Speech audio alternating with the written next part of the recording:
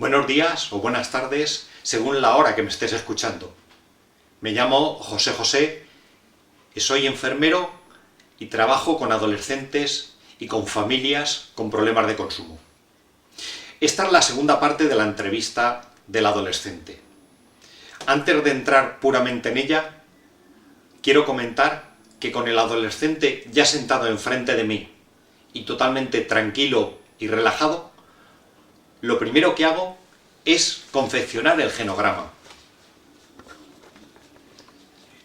A través de este genograma podremos ver cuáles son las relaciones entre los padres, las relaciones con los hermanos, con los abuelos, con los tíos, etc. Reconoceremos enseguida su órbita familiar de todo lo que le rodea. Una vez que hemos hecho ya un sencillo genograma, pasaremos a la entrevista a un menor puramente dicha. Es esta. En ella hay varios puntos que quiero recalcar. Aparte de los caracteres de identificación, el nombre, el número, etc., por supuesto la fecha de nacimiento, hay otras características para definirnos a él que son sumamente importantes. Primero, me interesa qué tipo de deporte le gusta, por ejemplo, y de qué equipo es. Si es del fútbol, qué equipo es, del Madrid, del Barcelona, del equipo que sea. Me interesa también qué hobby tiene, qué le gusta hacer con su tiempo libre. Otra de las cosas importantes es cuál es su mote, su sobrenombre, cómo le llaman los amigos. Muchas veces ese nombre no tiene nada que ver con su nombre jurídico. Y yo quiero llamarle por ese nombre para identificarme, para empatizar mucho más con él.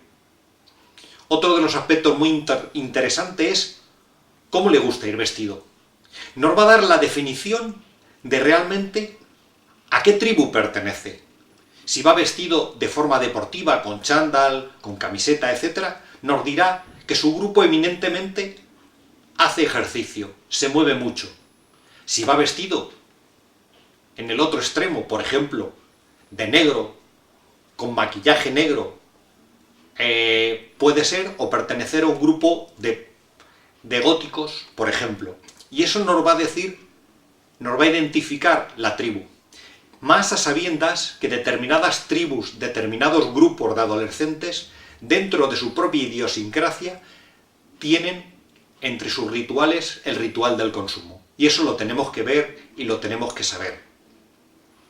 Luego vamos a pasar directamente a la sustancia que le trae a la unidad. En el caso más habitual suele ser el cannabis, los porros. Hay una cosa que es fundamental y quiero que la tengan en cuenta. Miren, ninguno, absolutamente ningún adolescente viene por su propia voluntad. Todos vienen forzados por los padres, por los servicios sociales o por los servicios jurídicos. Pero ninguno viene por su propia voluntad. Pero es obligación de los profesionales conseguir que en esta primera entrevista, conseguir que ese adolescente vuelva a la segunda y a las sucesivas. Entonces, es importante saber quién lo manda. Si son los padres, sabemos que en estos momentos con ese adolescente los padres tienen un peso importante, específico y sobre todo un respeto. Y eso es bueno saberlo.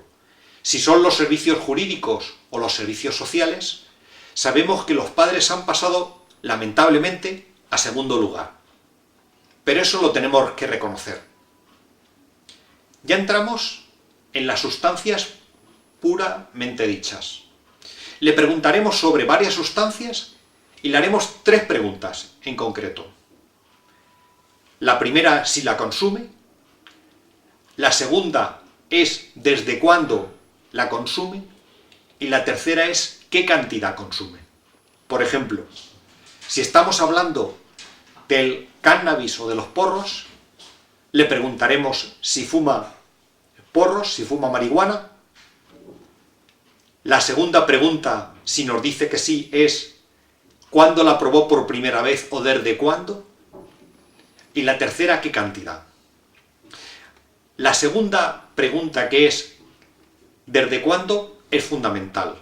No es lo mismo un adolescente que lleve meses desde que inició el consumo a ese mismo adolescente que lleve años.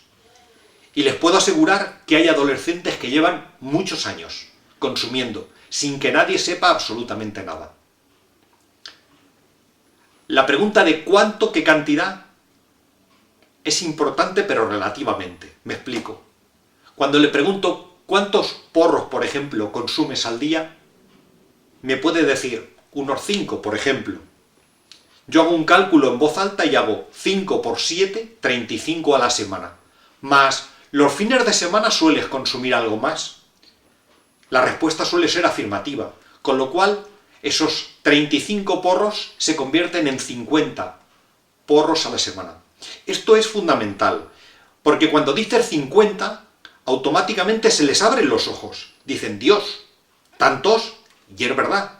Ellos lo ratifican, sí que es verdad. Cuidado con las cantidades. Y eso es fundamental. Una vez que he hecho esas 3 preguntas, las hago, cada una de ellas, las hago sobre las sustancias como son el tabaco, el alcohol, el cannabis, las benzodiazepinas o tranquilizantes, las anfetaminas o estimulantes y, por supuesto, el opio o la heroína, que es lo mismo. También le pregunto si hay alguna sustancia que, además de las dichas, la haya probado. Por ejemplo, hongos, setas alucinógenas, colas, etc. Una vez que he completado el abanico de sustancias que puede haber consumido o estar consumiendo, paso a las adicciones sin consumo. Por ejemplo, ¿cuántas horas estás frente a la televisión? ¿Qué programas ves? ¿Cuántas horas pasas frente a los videojuegos o videoconsolas? ¿Con qué programas? ¿Cuánto es tu consumo de móvil o de celular? ¿Cuál es tu consumo?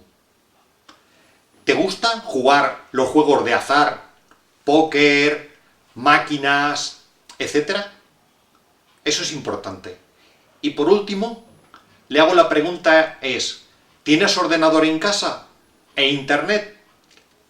¿En qué empleas el tiempo que entras en internet? Lógicamente, a mí no me venden el tema de que el ordenador es para estudiar, para trabajar, para consultar.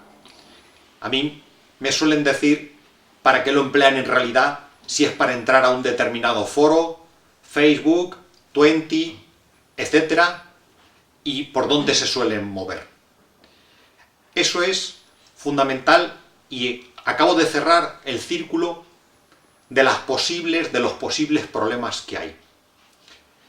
Para los futuros vídeos hablaré de la esfera social de ellos, de sus amigos y de sus familias, de qué la conforman, esas dos esferas, y cuál es la influencia de ambas esferas en su problema. Muchas gracias y hasta la próxima.